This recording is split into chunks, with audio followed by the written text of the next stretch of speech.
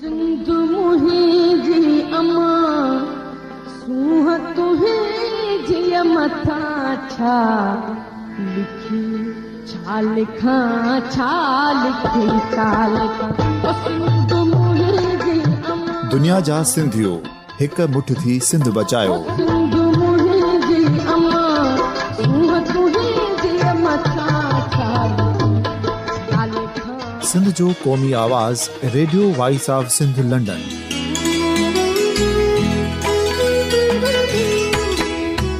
Radio voice of Sindh London पंहिंजी नशरियात में सिंध जी सियासत, समाज, इक़्तिसादियात, तारीख़, क़ौमी उमंगुनि ऐं इख़्लाक़ियात मुतलिक़ सिंध जी हक़ीक़ी तर्जुमानी कंदे प्रोग्रामनि खे असराइतो बणाइण लाइ सिंध जे घण घुरनि ऐं धरतीअ सां प्यार कंदड़ अदीबनि, दानिशवरनि, सहाफ़ियुनि, उस्तादनि, वकीलनि ऐं हर तबिके जे मानवारनि सजणनि खे सिंध में शऊरी इनक़लाब लाइ सहकार जो सॾु ॾियूं था। अचो त गॾिजी सूफ़ियुनि ऐं संतनि वारी सिंध जो ओज हिकु मुठ थी वरी वापसि आणण वारे सफ़र जा साथारी बणिजऊं।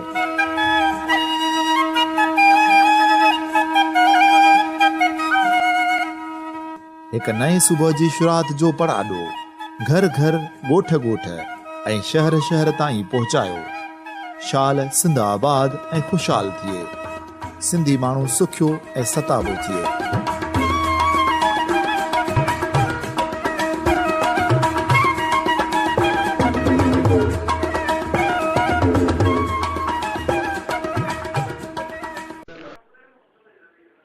मौजूद सामीन, radio voice of Sindh London जे जग मशहूर प्रोग्राम डाप जा 10 में अवां सभिनी खे भलीकार। आऊं आहियां अवां जो पंहिंजो अली नवाज़ आरी सर। मौजूद सामीन, radio voice of Sindh London तां सिंधी अदब में औरतुनि जो हिस्सो जे सिरे हेठि असां ही सिलसिलो हलाईंदा रहिया आहियूं, जंहिंमें हफ़्तेवार सिंध जे 2 या 3 लेखकाउनि जो तारफ़ी खाको अवां जे साम्हूं पेश कयो वेंदो आहे।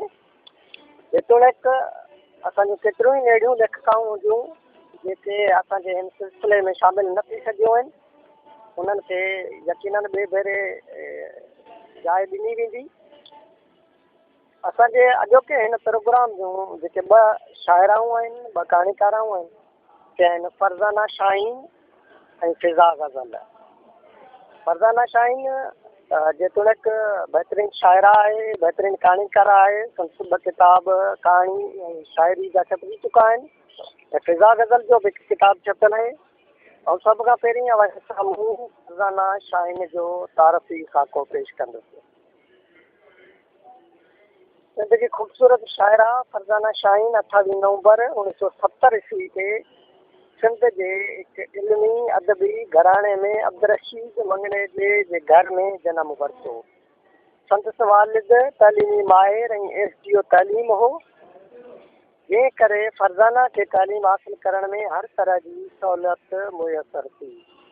हिन शुरूआती तालीम बाज़ हयात अली शाह प्राइमरी स्कूल सखर मां, matric government girls high school Sukkur मां 1985 ईस्वी में ऐं MA की डिग्री शाह अब्दुल लतीफ़ यूनिवर्सिटी खैरपुर मां 1992 ईस्वी में हासिल कया आहिनि ऐं MSc केमिस्ट्री जी डिग्री पिण हासिल कई अथसि।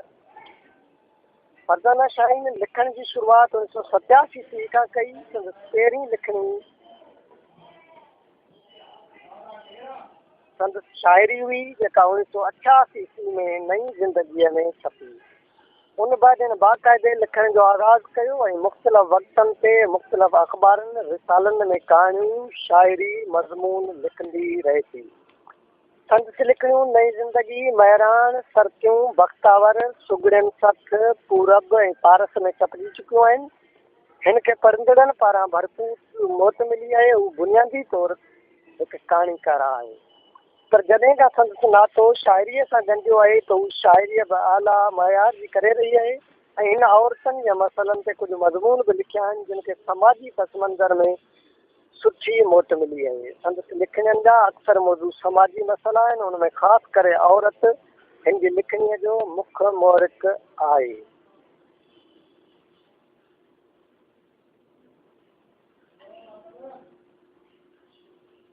खां अलावा संदसि तहरीरनि में धरतीअ जो भरपूर आक्सिजन हूंदो आहे।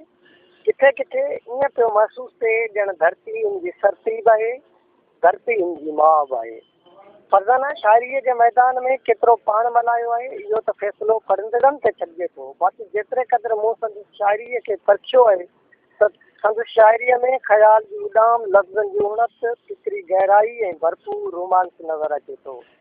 रोमानवी रंग में रचियल संदसि शाइरीअ में सिंध जी सूंह ऐं सुंदरता जा मोती पिरोयल नज़र अचनि था। हू जेतोणीकि गज़ल जी शाइरा आहे पर मूंखे संदसि आज़ाद नज़म वधीक वणंदो आहे। तो उनमें हू ख़्यालनि जी उपतार बहितर अंदाज़ में करे थी। पर आउं चाहियां थो त सभ खां पहिरीं तव्हांखे संदसि गज़ल जा ई ॿ बंद ॿुधायां। कोयल फूके पायल बोले, कोयल फूके पायल बोले, छेड़े मन जी काई तार, प्यार जी काई मौसम नाहे, हर का रुंदा मुंद मलार। गज़ल जे हिननि चइनि सिटनि में हू केॾी न पुरुमीद नज़र अचे थी, छाकाणि जो मौसमनि जे पुठियां भॼंदड़ मोहबतूं ज़िंदगीअ जे राउनि में भटकी वेंदियूं आहिनि। इंसान खे अहिड़ो संसार जोड़णु घुरिजे जंहिंजा बुनियाद प्यार चइबियल हुजनि। अहिड़ीअ तरह असांजी शाइरा बि प्यार खे कंहिं बि मौसम जी मोहताज नथी सम्झे। हिन लाइ हर का मुंद मलारी आहे। ऐं सम्झां थो हिन क़िस्म जो ख़्यालु हुन माण्हूअ जे ज़हन में जनम वठी सघे थो जंहिंजी सोच में इनफरादियत न हूंदी आहे, जेको इज्तमाही तौर ते सोचींदड़ हूंदो आहे। ऐं मथियनि ॿिन्ही सिटनि में कोयल कूके पायल ॿोले में मौसीक़ियत आहे, रहनाई आहे ऐं नग़मगी आहे। हूअं बि उहा शाइरी फिक्री क़दरनि खां हटियल हूंदी आहे जंहिंमें मौसीक़ी जो रूह मौजूदु न हुजे। या वरी संदसि वाईअ जो ज़ंद पढ़ी ॾिसे जेको धरतीअ जे मेराबनि में बसवजूद सिर झुकाए बीठल नज़र अचे थो। अञा त सूरज बरणो आहे, अञा त सूरज बरणो आहे, थींदी सांझ सवेल, अञा त पंध परे, अञा त धरती साई नाहे, शल बादल बरसन हेल, अञा त पंध परे। हिन वाईअ में जेतोणीकि कुझु मायूस नज़र अचे थी, पर पोइ बि हिन उमेद जो दामन हथां नाहे छॾियो। हिनखे वरी बि पक कयो, शायदि मेरी सिजड़ो उभरी तोड़े, शायदि बादल बरसी पवनि, अने खणी सुवाईअ जे सपननि जो पंध पराऊं आहे, पर पोइ बि आस जो ॾीओ रोशन रखनि तकलीफ़ खे ज़िंदगी बख़्शे थो। अहिड़ीअ तरह संदसि आज़ाद नज़म पढ़ी ॾिसिजे। नयनि मौसमनि जा नवां ख्वाब अखियुनि में सजाए, नयनि मौसमनि जा नवां ख्वाब अखियुनि में सजाए, रोशन झरना मुठ में लिकाए, नए सफ़र ते हलणो आहे, सिंधूअ किनारे लहरनि विच में, उमीदनि जी ॿेड़ी काहे, मंज़िल तरफ़ वधणो आहे, ख़ामोशीअ जी सर्द चपनि ते काई चिणग दुखाए, आग याग बम्बट ॿारे,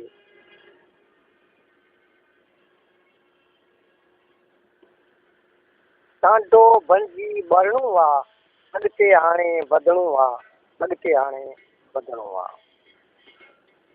मथे ज़िक्र करे आयो आहियां त हू आज़ाद नज़म में ख़्याल जी उणत इज़हार बहितरीन नमूने करे सघे थी। ऐं मुंहिंजे ख़्याल में ही नज़म हिन ॻाल्हि जो पुख़्तो दलील आहे। शाइरीअ खां हटे करे जॾहिं संदसि कहाणियुनि में जाती पाइजे थी त संदसि कहाणियुनि में बि हिकु क़िस्म जो आर्ट नज़र अचे थो। हिन जा अक्सर कहाणियुनि में किरदार ॻाल्हाइनि था ऐं उन्हनि जी ॻाल्हि ॿोल जो अंदाज़ बि वणंदड़ आहे, जंहिं करे कहाणी पंहिंजे पद में वधीक पुख़्ती ऐं निखरी बीहे थी।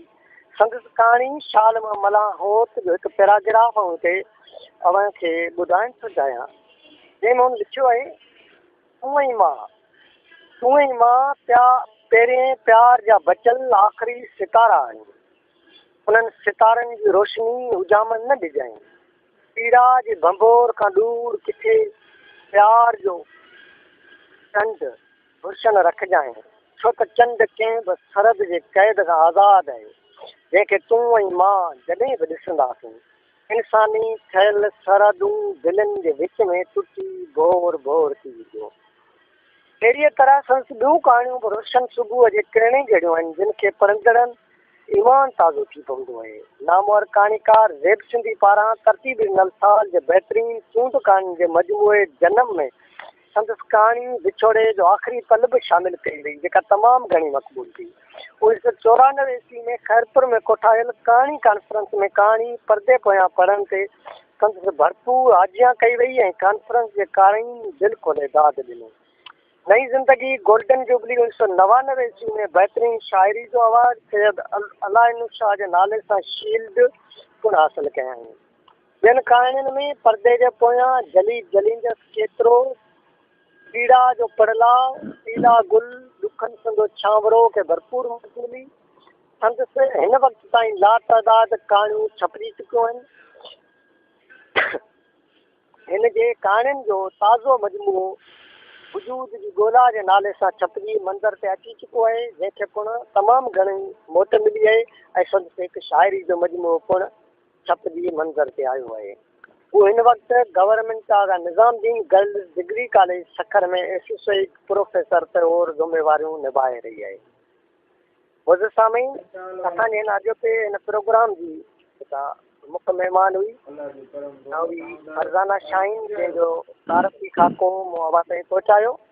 ऐं असांजे अॼोके हिन प्रोग्राम जी जेकी आहे ॿी शाइरा आहे, सा आहे फिज़ा गज़ल।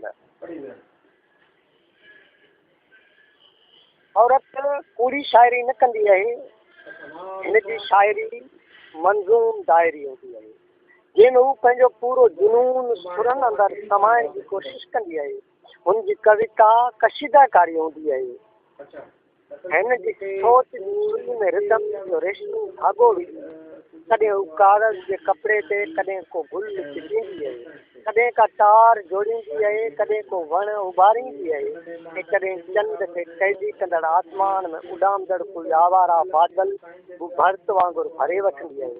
कॾहिं हू ईंदड़ उन्हारे जी आजियां कंदे कमरत जे कंहिं पहिराण ते का वल पोखींदी आहे, कॾहिं मेज़ जो कोश कैनवास करे छॾींदी आहे, कॾहिं कंहिं रुमाल ते हिकु निशानी उकेरींदी आहे, त कॾहिं कंहिं अणॾिठे महिमान लाइ विहाणे जे छो मथां मोहबत जो मख़फ़ी पैगाम लिखी कंहिं ख़्वाब जो इंतज़ारु कंदी आहे।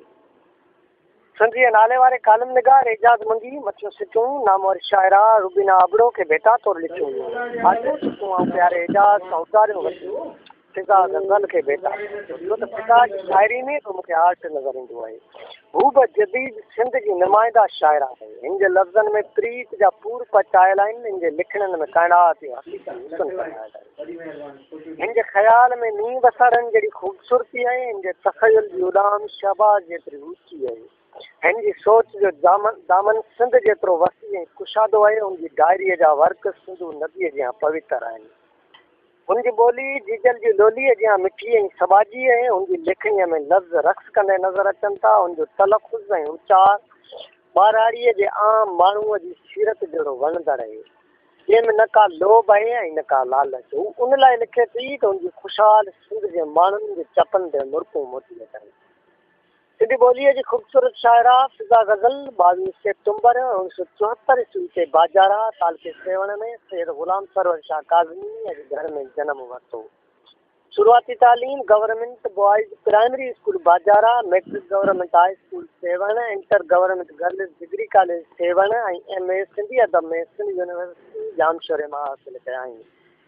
B.Ed ऐं MA जी डिग्री अलामा इक़बाल ओपन यूनिवर्सिटी इस्लामाबाद में हासिल कयई। पाण हिन वक़्तु गवर्नमेंट गर्ल्स प्राइमरी स्कूल बाजारनि में हेडमिस्ट्रेस आहे। हिन लिखण जी शुरूआति 1990 ईस्वी खां कई। संदसि पहिरीं लिखणी माहवार बख्तावर में हिकु वाई छपी। उसके बाद तसलसल सां लिखण लॻी ऐं संदसि लिखणियूं मुख़्तलिफ़ रिसालनि माहवार अदब, बख्तावर, चूंजर, हालार, हज़ार दास्तान, इबरत मैगज़ीन, सिंध दोस्त, धरतियूं, सिमाही मेरान ऐं ॿियनि में छपजंदियूं रहनि थियूं। फिज़ा निहायत ई ख़ूबसूरत गज़ल सिरजा आहिनि, जेके माक फुड़नि जहिड़ो तक़दुस रखंदा आहिनि। हिन शाइरीअ में जेके तशबीहूं इस्तेमालु कयूं आहिनि से सरज़मीन सिंध जी मिटीअ जी फितरत मां चूंड कयल आहिनि। हिन जा ख़्याल दूर ओभर खां उॾार कंदड़ साइबेरिया जे पखियुनि जहिड़ो दर्द रखंदड़ आहिनि। हिन जी ॿोलीअ जी ख़ुशबू मींहुं वसण खां पोइ मिटीअ मां ईंदड़ ख़ुशबू जहिड़ी आहे। अहिड़ी ख़ुशबू शायदि ई दुनिया जे कंहिं परफ्यूम में हुजे। हू फितरत खे चोराईंदड़ शाइरा आहे। मासूम ॿार जी मुर्क फितरत हसीन सां लाज़वाल मोहबत, मासूम अखियुनि मां वहंदड़ लुड़कनि जूं लारूं ऐं सिंध जी सदाबार तहज़ीबुनि जे लिखणनि जो उत्साह आहे। हिन पंहिंजी उमिरि जे ॾींहं खे ॻणींदे केतिरा ई लाज़वाल गीत सॼा आहिनि, जिन में हुन समायो आहे सिंधड़ीअ जो दर्द।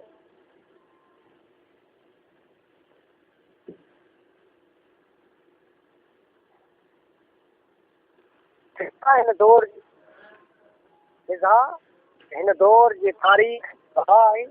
हिन पंहिंजी शाइरीअ में सिंध जे मारू माण्हुनि जा ॾुख सूर दर्द ऐं दाऊं समाइण सां गॾु उन्हनि मारू माण्हुनि जे मुल्क खे बि विसारियो किथे आहे। हू त उत्साह आहे नए नस्ल जे लाइ। हुन त रहनुमाई कई आहे हिन दौर जी उसरंदड़ पीढ़ीअ जी। अहिड़ो उत्साहींदड़ हिकु गज़ल चाहियां थो त आवाज़ सां बि बंदि कंदो हलां। लिखण ऐं लिखराइण जी ॻाल्हि कर, लिखण ऐं लिखराइण जी ॻाल्हि कर, पढ़ण ऐं पढ़ाइण जी ॻाल्हि कर। जे रुसी त ॾात रुसी थी वञे, परचण ऐं परचाइण जी ॻाल्हि कर। चाहियूं चई न सघूं थी, चवण ऐं चवराइण जी ॻाल्हि कर। ज़िंदगी थी लॻे ॾाढी ॾुखी, सम्झण ऐं सम्झाइण जी ॻाल्हि कर। सच जो साथ सदाईं ॾेई, मञण ऐं मञराइण जी ॻाल्हि कर। हिन शाइरीअ जे सभिनी सिंफ़नि वाई गीत किस्ता चोस्ता ऐं नज़म ते तिबा आज़माई कई आहे। शाइरी उन जे दिलि जी डायरी आहे जंहिंमें उन मुदे ख़ार जे समाज जे केतिरनि रस्मनि खे क़ैद करे छॾियो आहे। संदसि गीत पढ़ंदड़नि जी नज़र कजे थो जंहिंमें मौसीक़े जो रूह महसूस थिए थो। सुंदर जज़्बनि खे जरकाए, अॼु वरी को गीत ॿुधाए। सुंदर जज़्बनि खे जरकाए, अॼु वरी को गीत ॿुधाए। सुरई सुरई सार अचे थी, मुगरे जी महकार अचे थी, ख़ुशबू अहिड़ीअ खे पिलाए। अॼु वरी को गीत ॿुधाए, अॼु वरी को गीत ॿुधाए। शाइरीअ खां अलावा हिन कहाणियूं बि लिखियूं आहिनि त डायरी जा वर्क बि लिखिया आहिनि। संदसि कहाणियूं निज मुशाहिदाती आहिनि। हिन हालतुनि खे जीअं पंहिंजे अखियुनि सां ॾिठो आहे तीअं उन्हनि खे कहाणियुनि जे रूप में पेश कयो आहे। संदसि कहाणियुनि में दूरीअ जी दीवार, अहसास, लुड़कनि जी बरसाति, मासूम मुल्क, चंड नाहे पंहिंजो थियूं बहितरीन कहाणियूं आहिनि जेके जॾहिं बि किताब जी सूरत में छपियूं त सिंधी अदब में पंहिंजी अलॻि छाप छॾी हुई। फिज़ा पंहिंजी तख़लीक़ में पंहिंजो अलॻि डिक्शन रखे थी। हू कंहिंजो बि उल्थो नथी लॻे। हुन जो मन जॾहिं ऐं जीअं चाहियो आहे हुन पंहिंजे सगारे कलम वसीले कागर ते ओटियो आहे। उन में हिन जे कहाणियुनि जो हर किरदारु हक़ीक़ी बात थिए थो। हू जेतोणीकि कुझु अरसे लाइ अदब खां पासीरी थी वई हुई पर हुन ॿीहर मोट खाधी आहे। ऐं जॾहिं माण्हू ॿीहर मोट खाईंदो आहे त हुनजो ज़हन ताज़ो तवानो हूंदो आहे ऐं हू उन ताज़गीअ सां जंहिं तख़लीक़ खे जनमु ॾींदो आहे उनजी रफ़्तार सिंधूअ जे छोलियुनि जा मस्तु अलॻि हूंदी आहे। ऐं मूंखे यकीन आहे त संदसि उहा वापसी अदब जे आकाश ते नवां रंग फखेलींदी। अहिड़ा रंग जेके हिन फिके थियल समाज खे रंगीन बणाइण में अहम किरदारु अदा कंदा। फिज़ा जी शाइरीअ जो हिकु मजमूओ चंद ऐं चाहतूं अदब पब्लिकेशन पारां 2021 में छपजी चुको आहे जंहिंखे सिंधी लैंग्वेज अथॉरिटी पारां साल जे बहितरीन किताब जो अवार्ड पिणु मिली चुको आहे। अञा वटि केतिरो ई मवादु अणछपियल सूरत में मौजूदु आहे। पाण हिन वक़्तु बाज़ारनि में रिहाइश पज़ीर आहे।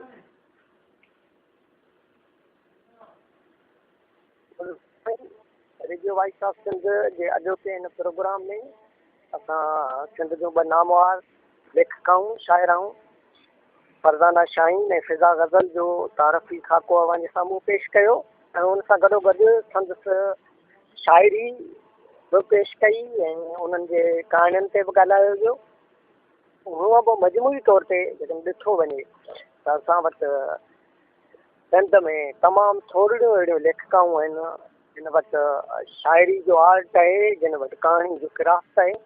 पर असांजी फरज़ाना शाहीन उन्हनि में बहितरीन कहाणीकारा बि बहितरीन आहे ऐं शाइरी बि ऊचे पद जी कंदी रही आहे। संदसि किताब जेको कहाणियुनि जो छपियो आहे वजूद जी ॻोल्हा सो हिकिड़ा लाभाइतो किताबु आहे ऐं आऊं हिन रेडियो वॉइस ऑफ सिंध जे हिन प्लेटफॉर्म तां ऐं सभिनी सिंधी समाजड़नि खे इहो ॿुधाईंदो हलां त जंहिं जंहिं माण्हू जे ज़हन में इहो सुवालु उथे थो त सिंधी कहाणी मरी चुकी आहे, सिंधी कहाणी खे गोली लॻी वई आहे, सिंधी कहाणी ख़तमु थी वई आहे, त उहे समूरा माण्हू असांजे चंद ॿियनि कहाणीकारनि सां गॾु असांजी हिन फरज़ाना शाहीन जूं कहाणियूं पढ़नि जंहिंमें मुकमल हिकिड़ी जिदत नज़र ईंदी, उनमें नवाण आहे ऐं ख़ासि तौर ते फरज़ाना जेका कोशिशि कई आहे त इहा ई कोशिशि कई आहे त हुन पंहिंजे कहाणियुनि में सिंधी समाज जा जेके इंतिहाई ग़लीज़ ऐं मुदे ख़ार जे रस्मूं रवाज ऐं जेके असांजे हिन में फैक्टर आहिनि उन्हनि सभिनी खे हिन पंहिंजे कहाणियुनि में निर्वार कयो आहे, वाइको कयो आहे। ऐं ख़ासि तौर ते असांजी जेका हिन जी जेका कहाणी परदे पोयां आहे उन कहाणी जो जेको मुख्य किरदारु आहे उहो हिकिड़ो मुख्य किरदारु आहे उहा आहे हिकिड़ी हवेली ऐं उन हवेली जो जेको वॾेरो हुजे थो ऐं उहो जेको शादी खां पोइ पंहिंजी कुंवार सां रहण जे बजाए उताक में नौकरनि सां गॾु रहे थो उन्हनि सां गॾु सॼो जेको आहे सो हुनजी रातियूं गुज़रनि थियूं ऐं जॾहिं हिकिड़ी राति जो हुनजी उहा ई जेका घर वारी ॾेढी मां उकिरे उन परदे खे हटाए थी उते जेको लका ॾिसे थी त उहो बेहोश थी किरी थी पवे। असांजे सिंधी समाज में अहिड़ियूं केतिरियूं ई रवायतूं आहिनि अहिड़ियूं केतिरियूं ई रीतियूं मौजूदु आहिनि पर असांजी इन फरज़ाना शाइन कोशिशि करे उन्हनि मां हिकिड़े अहिड़े मसइले खे निर्वार कयो आहे उन तां जेको परदो खयो आहे तो यकीनन लाभाइतो आहे ऐं असांजे नए नस्ल खे इन वबा खां इन बीमारी खां बचाइण में अहम किरदारु अदा कंदो। हुज़ूर सामीन इहो ई असांजी फरज़ाना शाइन ऐं ॿी फिज़ा गज़ल जंहिं बाबति तव्हांखे असां ॿुधायोसीं ऐं हाणे अवां पंहिंजे मेज़बान अली नवाज़ आरिफ़ सर खे ॾींदा इजाज़त। सिंध सलामत साथ सलामत। अवां जी समातुनि ताईं radio voice of Sindh London